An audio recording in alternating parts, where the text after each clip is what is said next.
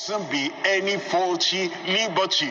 You know, a preacher that says he has liberty is at liberty with, women, at liberty with money, at liberty with, whatever. He has, the money of the church in this account, that account, and that account. He has some private accounts, and then he has the church account, and he can do anything with the accounts that, that he says is private.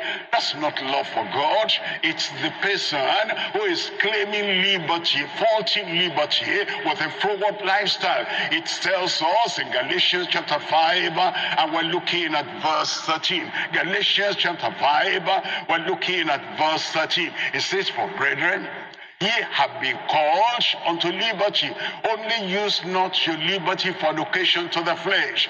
Use not your liberty as an occasion for the flesh, but by love serve one another." That's how he wants us to love. He wants us to serve, that by love we are serving. Look at 1 Peter chapter 2 verse 15. 1 Peter chapter 2, we're looking at verse 15. He wants us to manifest the liberty that goes along with holiness, liberty with righteousness, liberty with his sanctified life. He says, "For so is the will of God, that with well-doing he may put to silence the ignorance of foolish men." And then in verse 16, it says, "As free, and not using your liberty."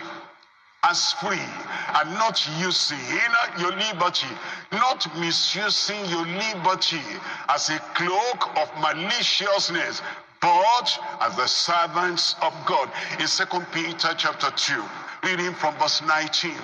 2 Peter chapter 2, reading from verse 19, it says, "While they promise them liberty, they promise other people liberty, they don't understand the word liberty.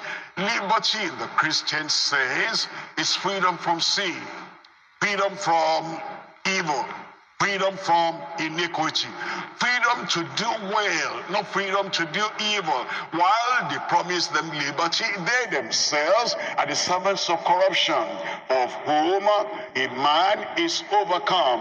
Of the same is he brought in bondage." It tells us in verse 20.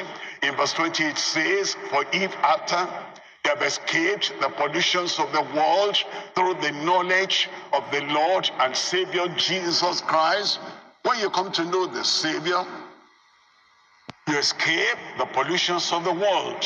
When you are cleansed, when you are washed, when you are purged, when you are purified, when you are saved, when you are sanctified, you escape the pollutions of the world, the pollution of sin, the death of sin, and all those defilements of sin.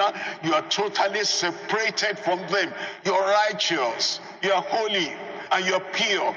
If after all that has happened, after you are saved, if after all that has happened, after you are sanctified, if after you have been cleansed and washed and purged in the blood of the Lamb, after you have escaped the pollutions of the world through the knowledge of the Lord and our Savior Jesus Christ, they are again entangled therein. That's backsliding.